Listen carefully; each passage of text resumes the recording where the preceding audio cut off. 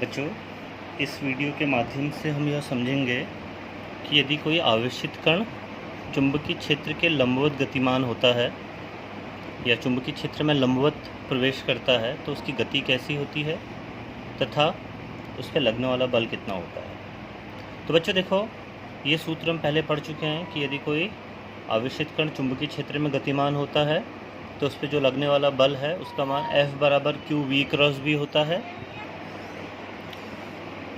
इस बल का परिमाण क्यू वी भी साइन थीटा होता है और यह भी हम जान चुके हैं कि यदि थीटा बराबर 90 डिग्री हो, यदि थीटा बराबर 90 डिग्री तो ये जो F का परिमाण होता है इसका मान क्यू वी भी होता है।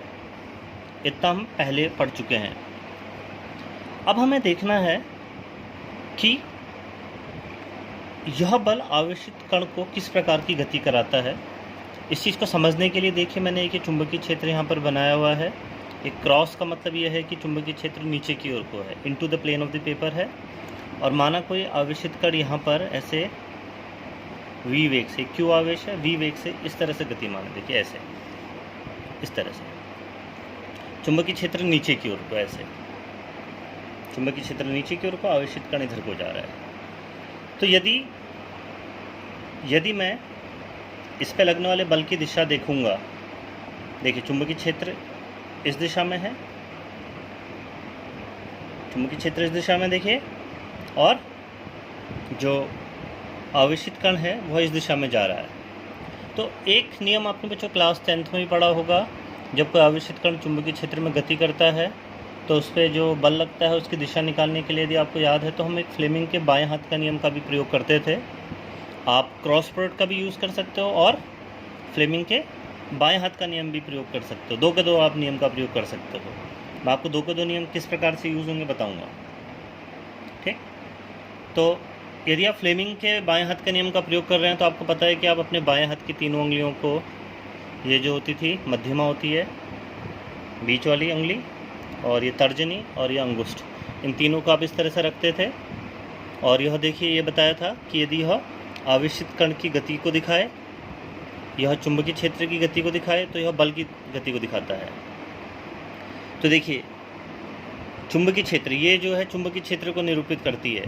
तो चुंबकीय क्षेत्र नीचे की ओर को है, तो मैंने इसको नीचे को ऐसे लगा दिया। देखिए यह आवेशित कण की गति है, यह इधर की ओर को है। तो मेरा अंगूठा कहाँ की ओर को आ रहा है, देखिए अंगूठा ऊपर की ओर को ऐसे। तो इसका मतलब इस आवेशित कण पे जो बल लगेगा F, वह ऐसे होगा, ऊपर की ओर को,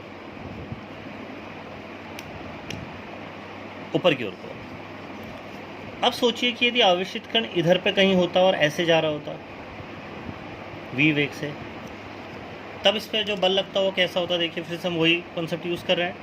ये देखिए, ये मेरी तीन उंगलियां हैं बाएं हाथ की, ये नीचे की ओर को है। देखिए इसकी जो गति है वह ऊपर की ओर को ऐसे।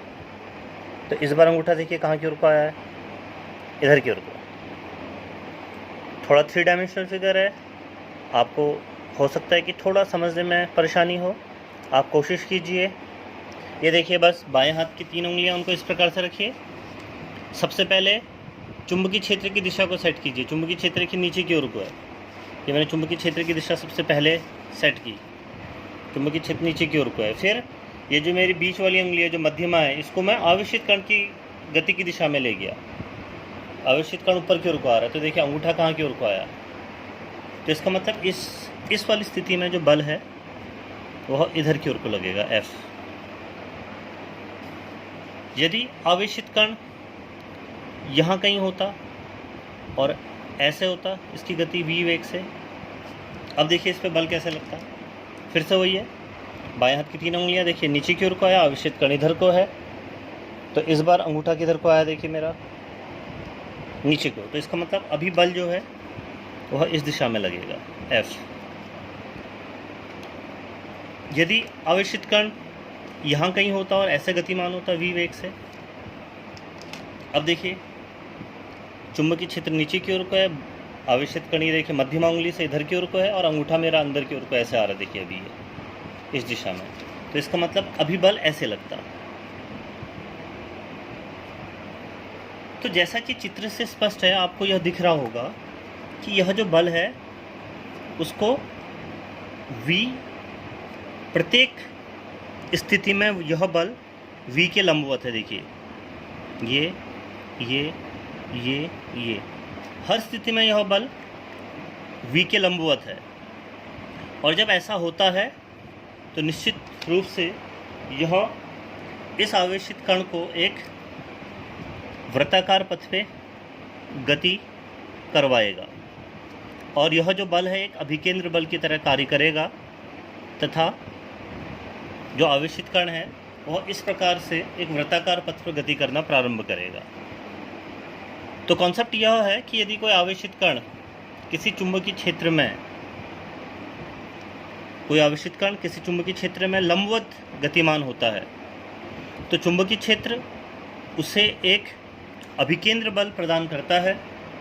चुंबकीय क्षेत्र द्वारा लगाया गया बल की दिशा ऐसी होती है कि वह v के हमेशा लंबवत रहेगी, तो यह एक अभिकेंद्र बल प्रदान करती है तथा आवेशित कण को एक वृत्ताकार पथ पर गति कराता है। यह जो बल F है, जो चुंबकीय क्षेत्र बल F है, यह एक अभिकेंद्र बल की तरह कार्य करेगा और इसे एक वृत्ताकार पथ पर घुमाएगा। अब देखिए, यदि यह अभिकेंद्र बल की भांति कार्य कर रहा है और वृत्ताकार पथ पे घुमा रहा है तो माना इस वृत्ताकार पथ की त्रिज्या r है, तो आपको पता है कि जो F मैग्नेटिक है वही इसको अभिकेंद्र बल दे रहा है। तो आप ऐसे लिख सकते हैं कि F मैग्नेटिक जो है, जो चुंबकीय क्षेत्र जो बल लगा रहा है वह इसको अभिकेंद्र बल प्रदान कर रहा है। तो F मैग्नेटिक का मान QVB है और अभिकेंद्र बल का मान आपको पता है कितना होता है, mv²/r, जहाँ m कण का द्रव्यमान है, r इस पथ की त्रिज्या है। तो इसको अगर आप हल करेंगे तो यहाँ से आपको r का मान पता लगेगा जो mv/bq होगा। तो इस सूत्र की सहायता से आप इस वृत्ताकार पथ की त्रिज्या परिकलित कर सकते हैं कि इस वृत्ताकार पथ की त्रिज्या कितनी होगी, और उसके लिए जो सूत्र आएगा उसका मान होगा r बराबर mv/qb। बहुत इंपॉर्टेंट सा सूत्र है, इस पर न्यूमेरिकल भी आते हैं कि यदि कोई आवेशित कण वृत्ताकार पथ पर गतिमान है, कोई आवेशित कण चुंबकीय क्षेत्र के लंबवत प्रवेश करता है तो वह कैसी गति करेगा। पहला पॉइंट, तो कैसी गति करेगा बताइए, वह एक वृत्ताकार गति करेगा। दूसरा पॉइंट, उसके पथ की त्रिज्या कितनी होगी, तो पथ की त्रिज्या mv/bq होगी। इसी को आप थोड़ा सा अगर आगे ले जाएं तो ऐसा समझ सकते हैं कि यदि मुझे इसका यह समय निकालना है कि परिक्रमण काल, ये पूरा एक चक्कर कितने देर में लगाएगा, तो इसका जो आवर्त काल या परिक्रमण काल है t, आवर्त काल, चूंकि यह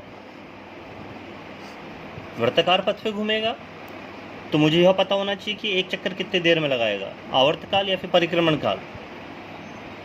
तो उसको निकालने के लिए देखिए, t यदि मुझे निकालना है तो यदि मैं यहाँ पर से शुरू करूँ और पूरा ऐसे घूमूँ तो चूँकि एक समान चाल से गतिमान है तो चली गई दूरी तो इसकी 2πr हो जाएगी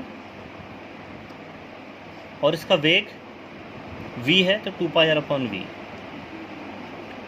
यदि मैं r का मान यहाँ से रखूँ इस वाले सूत्र से तो 2π mv/qb, और यह जो नीचे वाला वेग v है वो यहीं पर आएगा, v से v कटा तो t का मान कितना आ गया बताइए, 2π m/qb। तो यह आवर्तकाल के लिए सूत्र है कि यदि कोई आवेशित कण चुंबकीय क्षेत्र के लंबवत गतिमान होता है तो उसके जो वृत्ताकार पथ की त्रिज्या होती है वह mv/qb होती है तथा जो कण का आवर्तकाल होता है वह 2π m/qb होता है।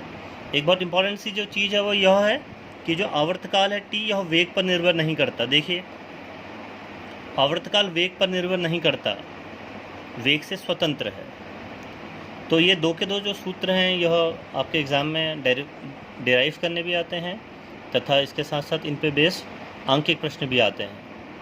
तो जो चीज़ आपने इंपॉर्टेंट ध्यान में रखनी है वो क्या है, पहली चीज़, यदि कोई आवेशित कण चुंबकीय क्षेत्र के लंबवत प्रवेश करेगा तो वह एक वृत्ताकार पथ को फॉलो करेगा, वृत्ताकार पथ बनाएगा, और उस वृत्ताकार पथ की जो त्रिज्या होगी r वह mv/bq होगी तथा उसका जो आवर्तकाल होगा वह 2 पाई m/q भी होगा।